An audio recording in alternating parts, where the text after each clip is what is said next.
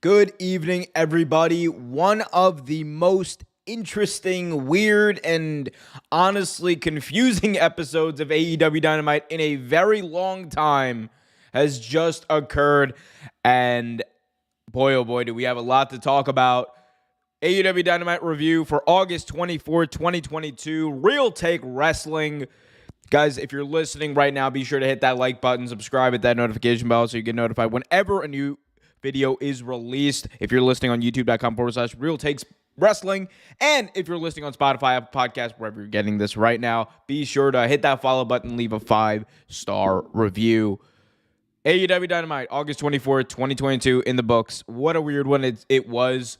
We were set to crown an undisputed AEW World Heavyweight Champion, and we did.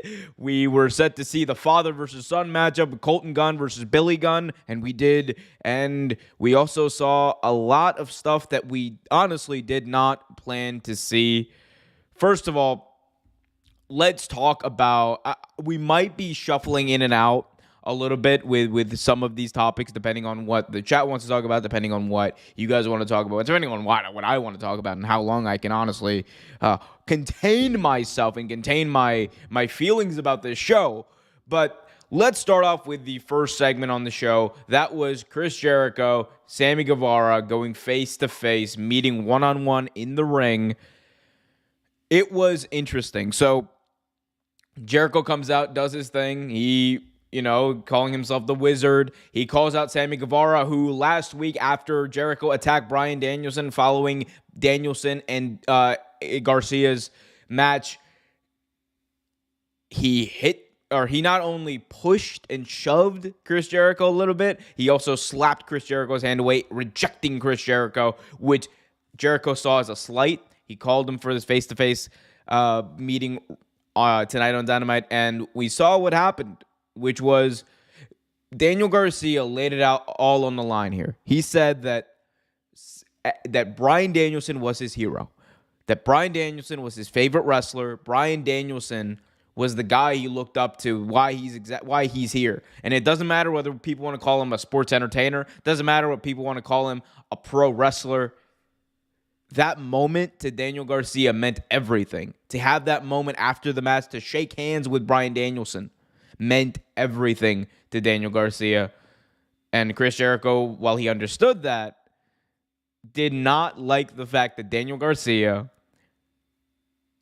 put his hands on the Wizard. So they're in this back and forth. Daniel Garcia, throughout this entire thing, seemed very confused. I like the way they built this up, and I love the way that Bryan Danielson, the American Dragon, Bryan Danielson came out, interrupted this segment, and went up to Daniel Garcia, talked about how much he respected him after their match, and that Daniel Garcia, in his opinion, is one of the best,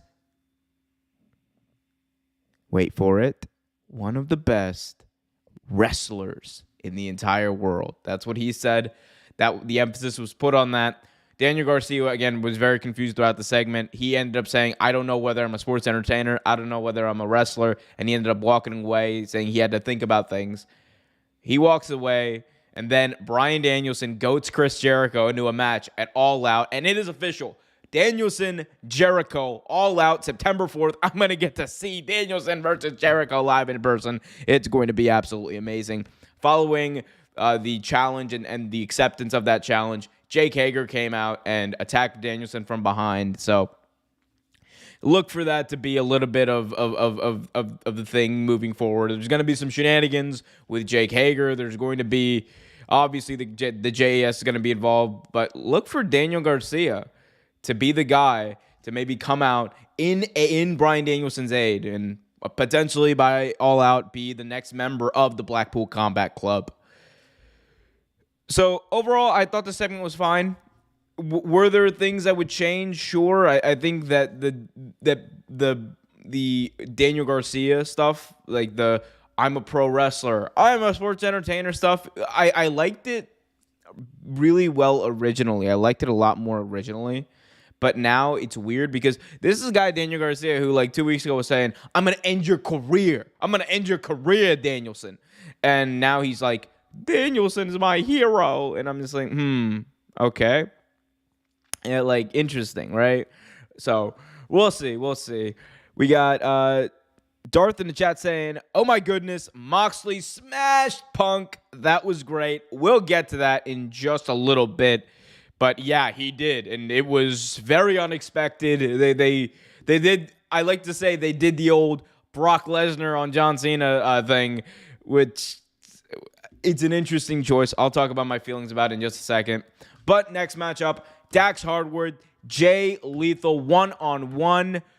So this was a good match, a really good match. I thought that Dax Hardwood, you could argue, is one of the best wrestlers of the entire year. This dude has come out, had great TV matches with a lot of high-profile people, whether it be CM Punk, whether it be Jay Lethal tonight. He's gone out there and he's proven that, hey, if this tag team thing ever ends with Cash Wheeler, Dax Hardwood's a guy you can rely on to be a singles competitor. So he comes out, they do this match. You think Hardwood's about to win, but Sanjay Dutt comes out with a little bit of a distraction, and Jay Lethal picks up a win via shenanigans, grabbing the tights.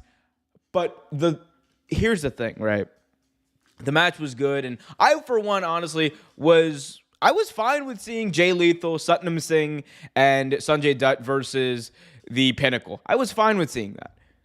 But what we're going to see is so much better at All Out, people.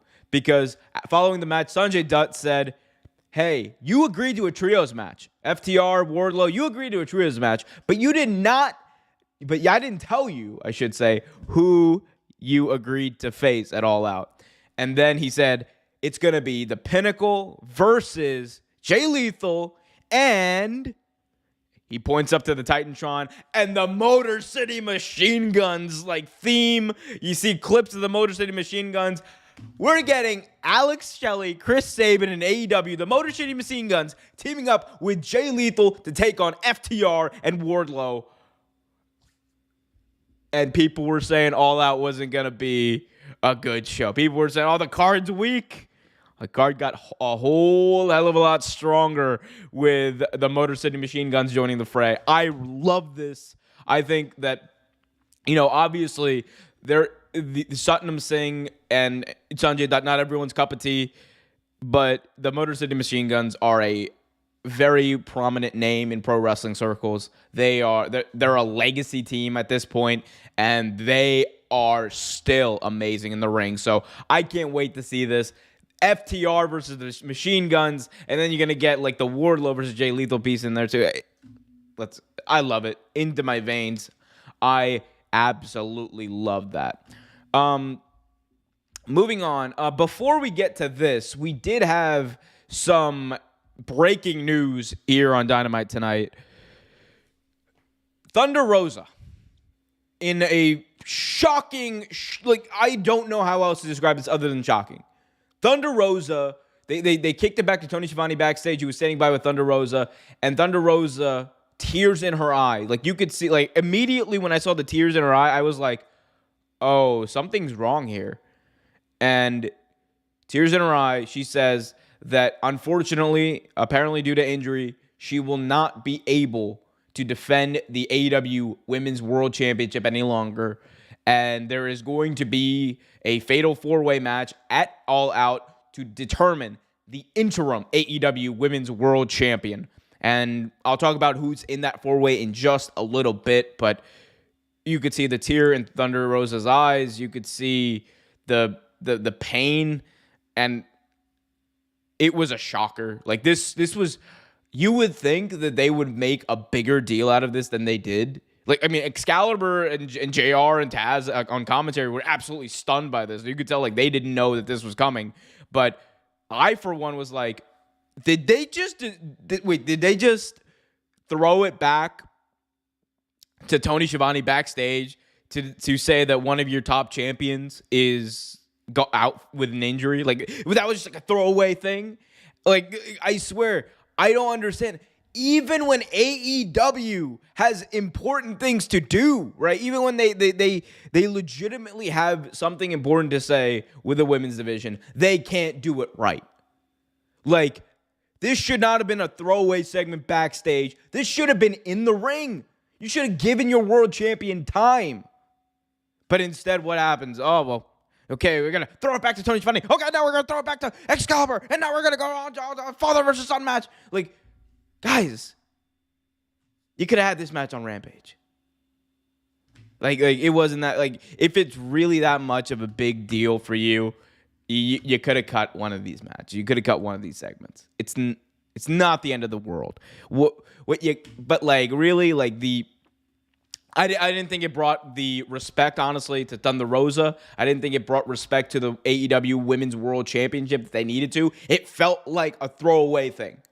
And it shouldn't have been, because this is Thunder Rosa, someone who day in, day out has been busting her ass for AEW, been busting her ass to try to make that title relevant despite AEW's absolutely horrendous booking of the women's division. So, I'm sorry if I feel some type of way about this. Also, I hate the fact that Thunder Rosa isn't going to be able to continue her reign for now. She's obviously going to be the champion, but then they're going to have this interim thing going on. You could tell that they're probably building up for a Toni Storm Thunder Rosa rematch down the line, because in her promo, Thunder Rosa even said that, Tony, I wish you the best of luck at All Out. And when you become interim champion, like, and she put kind of an emphasis on the interim part, like, it was interesting. Darth in the chat says, I love watching Dax wrestle. He's great. I feel like you can argue that he made CM Punk look good in that match he had. Look, Dax Harwood, like, going back to Dax Harwood real quick, Dax Harwood is one of the best wrestlers in the world right now. I don't think that's up for debate. The dude he's been a part of some of the best moments in pro wrestling in 2022, and he has been a part of, especially on television, the best television matches of 2022. This guy has it. I know that FTR have said in the past that they never want to do the breakup angle. They never want to do the thing where they each go their own way and they each become singles competitors. And I legitimately believe them. Like, they actually probably will be a tag team for life when it's all said and done. But that being said, I think that if the time ever came for Dax to go on a singles career, he'd be one hell of a wrestler. Like he'd have one hell of a reputation already built, and because he's just great. Moving on. Ooh, I don't know what happened there. Moving on. There we go. We had Billy Gunn versus Colton Gunn. The Ass Boys versus Daddy Ass. Very interesting. A rap by Max Caster who came out, and I love the whole Scissor Me Daddy Ass thing. I think it's really funny, but you could tell. I mean, I don't know. For me, I think, like, I liked it better when they were all like a whole thing. They were doing that whole thing. I thought it was really cool then. Like, now I'm kind of like, okay, it's a bit of a parody of itself, and that's maybe because this whole thing between the Ass Boys and the Acclaimed has kind of just cooled off for me a little bit. Like, it's not as big as it used to be, or it probably is being presented right now. But that notwithstanding, Billy Gunn versus Colton Gunn, you got to think, like, these two going up against each other in a match on live wrestling television, on a major wrestling show, that's got to be a cool moment for father and son. Like, outside of all the wrestling, I'll talk about how I feel about this match in a second, but think about how cool that actually is, though, that Billy Gunn and Colton Gunn, like, they probably, like, play wrestling at home, all that, like, doing all that stuff, and they legitimately get to wrestle each other. Like, a father gets to wrestle his son on live TV on a major wrestling show. Like, that's pretty cool, honestly, if you ask me. But going to the match, they were not getting around when they said the Ass Boys were getting a little bit of a push, because Colton Gunn beat Daddy Ass, and it was via shenanigans, yes, which I noticed a lot of that tonight. There were a lot of shenanigans tonight on AEW Dynamite, but that notwithstanding, Colton Gunn got the victory. Following the match, you saw Stokely Hathaway come out, hand both the Ass Boys his card. He looked very happy. He was scouting the Ass Boys for a few weeks, and he's made it very apparent that they are one of his top talents that he is scouting. So that was great to see. Obviously, after the match, the Ass Boys start to beat down Daddy Ass, and then you saw the Acclaim come in and try to break things up, but Colton and Austin were able to hold them down and attack them. And then we heard the music. Whose house? Swerve's house. Swerve Strickland and my boy Keith Lee came out to save Daddy Ass and the Acclaimed. And this kind of led to a backstage segment later where the Acclaimed and the World Tag Team Champions, Swerve and Our Glory, kind of faced off, and it's leading to a match now. So that's great. Like the Acclaimed versus Swerve and Our Glory is something that people have been clamoring to see. Like the Acclaimed are as hot as they've ever been. And having this go down, having Swerve and Our Glory versus the Acclaimed at AEW All Out for the AEW World Tag Team Championships, the perfect way to go. Like, Bowens and Caster are great in the ring. They're both great on the mic. They're over like Rover. There is no better time to have them in that prime time spot than now. And I think Swerve and Keith are absolute dogs in the ring, and they carry themselves like world champions. I love it. So I'm so excited to see this match. Y'all let me know what you guys think, though, in the chat. We got Darth in the chat saying, I thought Toni Storm was going to beat Thunder Rosa at All Out until we found out tonight that she is going to be out with an injury. Still think Toni will win the championship. I also think Toni will end up winning the championship. We'll talk about that, though, in just a minute. Oh, boy, oh, boy, oh, boy. Speaking of the women's division, so Britt Baker versus Kylan King, Ohio's own Kylan King. Baker won via the lockjaw. It was a fine match. I thought they had a fine back and forth, but at the end of the day, this whole match was more so a segment building up to All Out. At All Out, it's going to be Jamie Hayter, Dr. Britt Baker, DMD versus, Toni Storm, and the person who made her amazing return tonight, Hikaru Shida, the longest running champion in all Elite Wrestling history. Hikaru Shida came back to save Toni Storm, who was getting, Santino Marella would say, a can of the ass whip opened up on her by Jamie Hayter and Dr. Britt Baker, DMD. She was wielding that kendo stick, and man, oh man, I'm so excited. Hikaru Shida is someone who, after she lost to Britt Baker at Double or Nothing 2021 for the AEW Women's World Championship, she's someone who kind of fell off the face of the earth, if I'm being totally honest. Like, she had that thing with Serena Deeb that they did something with, and then they stopped doing things with, and it was so weird, they just kind of dropped it. But I've been waiting for her to be injected back into the championship picture because she's that damn good, and she deserves it, and I want to see Hikaru Shida on my television screen. Tony Khan, put her on TV more. She's a great wrestler. Put her on TV. But I think this is going to be a great fatal four-way. Like, these are four of AEW's best, period. Toni Storm, Britt Baker, Jamie Hayter, and Hikaru Shida are four of the best wrestlers, period, that company has. Having them showcased, I want this match to go all out, pun intended. I want them to hold nothing back. Just make a non-stop action. I'm hyped. Darth in the chat says, I like Jamie Hayter a lot. She's a beast. That British strong style fit. It does. That British strong style does fit her very well. And look, this could be how you get to Jamie Hayter versus Britt Baker. Like, there could be a scenario where Jamie Hayter ends up taking the pin because part of this whole storyline has been kind of a proxy feud between Toni Storm and Jamie Hayter.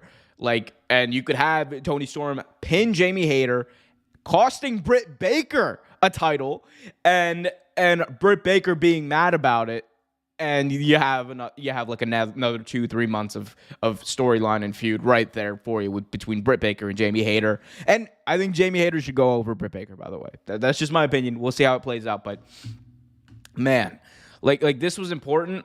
I do want to talk about one thing though before we get to the main event, it was a main event on the show, but I do want to talk about one thing. Is it me, or did Dynamite tonight have a lot of weird audio technical issues? Because I was hearing a weird pings all night. I was hearing a lot of static all night. The JR's microphone, I think, was going in and out. Taz was popping right into the mic saying he's going to go into a body bag. Like, I'm so sorry for everyone listening to that, by the way, but that is what I heard for like 2 hours on Dynamite tonight with Taz. I don't know. Those are some of the problems I noticed tonight. I also, by the way, just want to put it out there.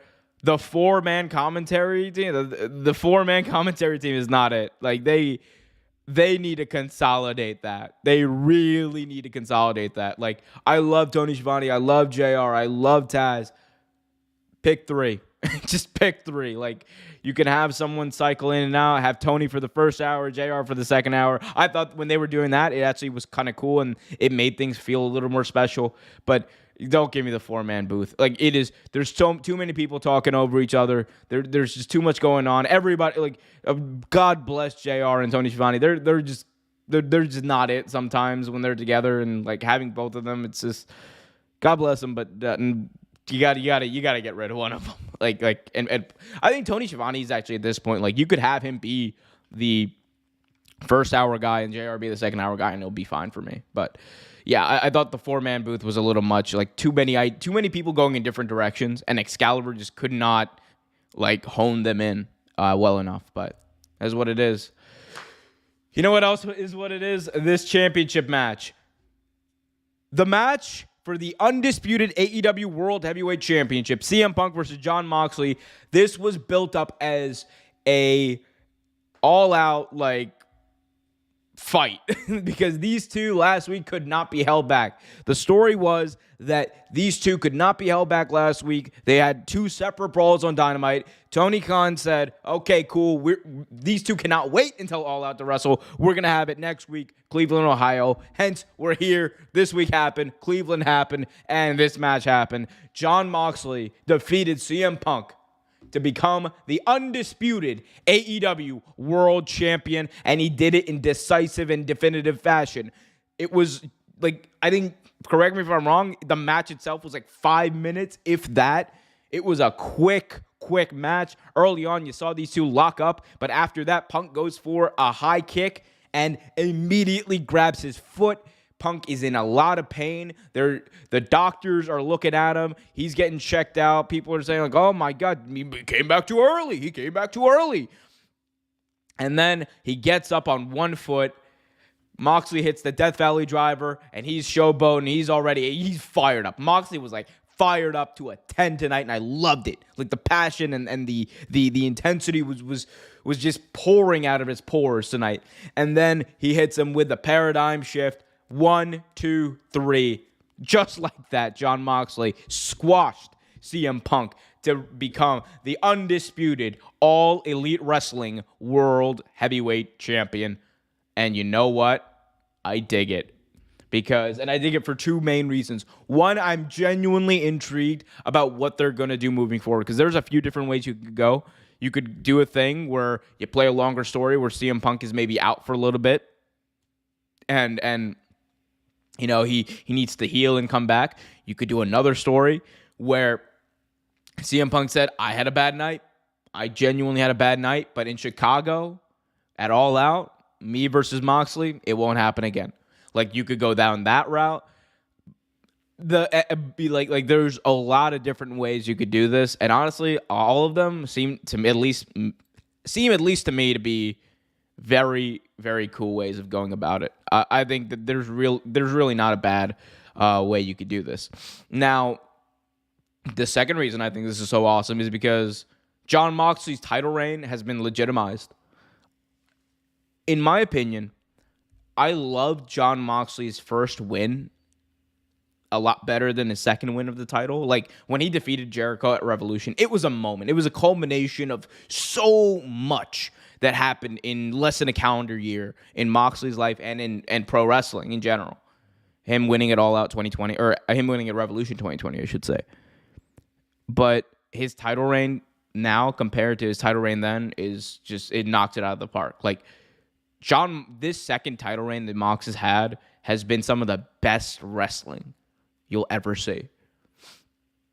Like, he's taken on all challengers. He's been a fighting champion. He took on Takeshita. He took on Max Warner. He took on so many people. And he just had a baller wrestling match week in, week out. Loved it. Loved it. So For me, I think that this not only I think this is not only the right decision to go with Moxley winning because you have maybe long-term storytelling pieces you can do now and you have a story you can tell, but also on top of that, it legitimizes all the stuff that we've seen on television for over the past number of months with Jon Moxley. So, big dub, big win. I absolutely loved it. I know there are a lot of people who are going to say that, well, CM Punk, look, now he's gonna go away and leave on Elite Wrestling. No. You could tell that they were working this. Taz mentioned like about 1 million times on commentary that, oh my God, did he come back too early? Like, he mentioned that so many times on commentary that, yeah, we're probably getting this match at All Out, and I am excited to get this match at All Out because we're going to get, like they obviously wanted to do a thing where they gave this away on television to build to that match at All Out, but man, I'm intrigued. I'm genuinely intrigued about what they're going to be doing here at All Out. Especially between these two. Like we haven't even seen the match that we were supposed to see. Like, everyone is expecting this just absolute slugfest between these two, which now we're gonna have to wait to get or wait to see, and which is exactly what wrestling is, I guess. 1 second, I am looking for something. But y'all, let me know what you guys think about this match. I mean, I think that there's a lot of meat on the bone, obviously, so I'm intrigued. My call of the night, by the way, was Taz saying, he's like, did Punk come back too soon? What just happened there? And JR immediately going, I'll tell you what happened. He got his ass whipped. That was great. That was great. I was 10 out of 10 JR, like, on that call. Like, that's why he's the greatest announcer of all time, right? Just even now, he'll like hit you with some absolute, like, just perfect bars. But Punk, I don't know. It's an interesting choice. That's why I said at the top of this show that this was one of the weirder episodes of Dynamite because usually Dynamite is a more or less predictable show when it comes to the results, when it comes to what you're going to see next and what it's building to. With this, I can't definitively say one way or another what this is building to. Like, if I had to guess, I would say a match at All Out. Like, I think my money would be on a match at All Out between these two. But after everything has happened and after the way they portrayed Punk on TV, given that we have a week left, I don't know. But I also come back to, there's no way you're going to have a pay-per-view in Chicago or in the Chicago-ish area, as I like to say. But there's no way you're going to have a pay-per-view in Chicago and not have Punk wrestle at that pay-per-view. And at this point, there's no way you're going to have a pay-per-view in Chicago and not have Punk headline that pay-per-view for the AEW World Championship against Jon Moxley. There's just no way you're not going to do that. So, at some point within the next 7 days, like a week from now, that's when you ask me what the hell is going on, and I'll probably have an answer for you. But right now, I got zilch. I ain't got nothing, guys. Like, this is, I don't know. We'll see. Y'all let me know what you guys think, though. Hit that like button, subscribe, hit that notification bell. Moving on, we had a Ricky Starks promo. Ricky Starks is one of the best promos in wrestling right now. This dude has passion, charisma, off the charts, and the dude literally was crying in the ring. He was crying in the ring, talking about his best friend, Powerhouse Will Hobbs, attacking him, talking about his best friend betraying him, talking about his best friend Will Hobbs, who he would tell about his broken neck, who he would confide in about his injuries. Not only stab him in the back, but attack and go after his broken freaking neck. That's when it got personal for Ricky Starks. And I'm here for it. Ricky Starks cut this impassioned promo, and then he called out Will Hobbs. He said, you, me, all out, and we're getting it. Powerhouse Will Hobbs. We love it. Powerhouse Will Hobbs versus Ricky Starks. I'm ready. These are two of the best young competitors in the entire company today. And honestly, like, these are two people I've been waiting to see have the singles run. And the fact that they're going up against each other makes it even better. So, love this segment. Thought it was great. And speaking of great, Death Triangle versus Will Ospreay and Aussie Open. Oh me, oh my, meow. AEW Trios World Championship Tournament Dynamite semifinal. We had Death Triangle, Pac, and the Lucha Bros taking on Aussie Open and Will Ospreay. So Will Ospreay just casually wrestled tonight on Dynamite. There was a lot going on here. We saw a brainbuster from the top rope. We saw Pac, who was about to go for the Black Arrow after Will Ospreay was taken out of the ring to the outside, just back up casually onto the top rope and then do a flip to the outside, taking out all members of Aussie Open. Just get on his feet and then immediately turn his attention to Kip Sabian, because Kip Sabian has been in the crowd wearing that box gimmick over his head. And he's been looking at Pac. He's been staring down Pac throughout his AEW All Atlantic Championship tournament matches, or All Atlantic Championship matches, whatever. You guys know what I'm talking about. He's been following Pac all around the world, and it's getting kind of stalkerish. So Pac, incensed about that, looks over, takes the box off his head, and then we see it's not actually Kip Sabian. It's some random kid. Why didn't I get that job? Anyway, but the Pac, very confused, gets attacked by Kip Sabian from behind. Kip Sabian just showed up from behind, attacked Pac. The referee saw none of this, by the way. He took him out, so Pac was taken out in the match at that point. And then we saw Will Ospreay and Aussie Open kind of turn their attention over to Rey Fenix. Aussie Open picks up the victory here, and we're getting these three, Aussie Open and Will Ospreay versus the Elite, Kenny Omega and the Young Bucks. Kenny Omega has been calling out Will Ospreay for a long time. Omega comes out at the very end, and he's like ready to just take on Ospreay right then and there. He's like calling him out. He wants to run to the ring. Michael Nakazawa is being forced to hold him back. You see the Young Bucks talking to him. Like, Kenny's been talking a lot of shit about Aussie Open and as Will Ospreay specifically. But we're going to see it. We're going to see it. Next week, we're going to see Will Ospreay and Aussie Open versus the Elite in that Dynamite final match. Overall, Dynamite was an interestingly weird show. A lot of weird left turns. Some stuff that was entertaining, some stuff that was I thought the Jericho Garcia segment was kind of hit or miss. The Colton Gunn, Billy Gunn thing was fine, but also hit or miss. The outrageous way that they just casually dropped that, Thunder Rosa's they're not going to be here, so we're going to have an interim champion. I thought that was strange and kind of disrespectful in my opinion. But the CM Punk John Moxley thing is obviously the thing that everyone's talking about, and it's piqued my interest. Let's see where they go from here. Y'all let me know what you guys thought about Dynamite in the comment section below. Hit that like button, subscribe, hit that notification bell so you get notified whenever a new video is released. YouTube.com/Real Take Wrestling for all your wrestling needs. We got live streams, we got lists, we got news, and all in between. Also, be sure to go over to anchor.fm/Real Take Wrestling to stay updated if you want to listen to those in podcast form. And if you're listening to this on Spotify, Apple Podcasts, Stitcher, wherever the hell you're listening to this, be sure to leave a 5-star review as well. Until next time, I have been Omar Q for Real Take Wrestling. Be happy, be healthy, and keep it real.